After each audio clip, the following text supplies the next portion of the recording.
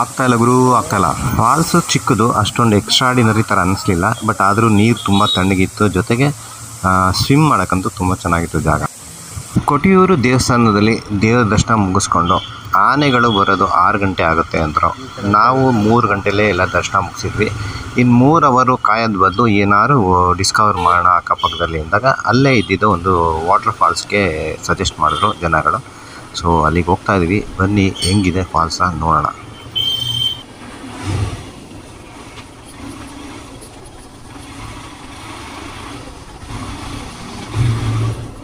ಫಾಲ್ಸ್ಗೆ ಹೋಗೋ ದಾರಿ ತುಂಬ ಅದ್ಧೂರಿಯಾಗಿತ್ತು. ನಮಗೆಲ್ಲ ಆಫ್ ರೋಡ್ ಇಷ್ಟ ಅಲ್ವಾ.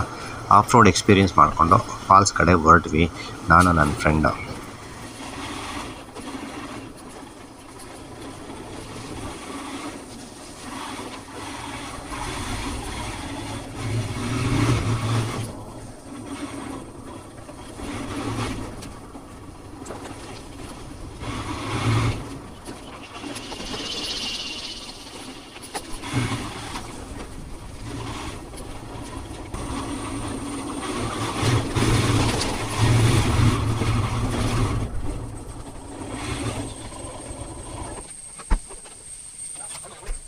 ಫಾಲ್ಸ್ಗೆ ಹೋಗೋಕ್ಕೆ ಸ್ವಲ್ಪ ಟ್ರೆಕ್ಕಿಂಗು ಮಾಡಬೇಕಾಯಿತು. ಆ ಎಕ್ಸ್ಪೀರಿಯೆನ್ಸು ಚೆನ್ನಾಗಿತ್ತು. ಬಟ್ ಟಯರ್ಡ್ ಆಗಿತ್ತು. ಜೊತೆಗೆ ನಮ್ಮ ಗೇರ್ಸ್ಗಳೆಲ್ಲ ತುಂಬ ಜಾಸ್ತಿ ಇದ್ದಿದ್ದರಿಂದ ಸ್ವಲ್ಪ ಕಷ್ಟ ಆಯಿತು.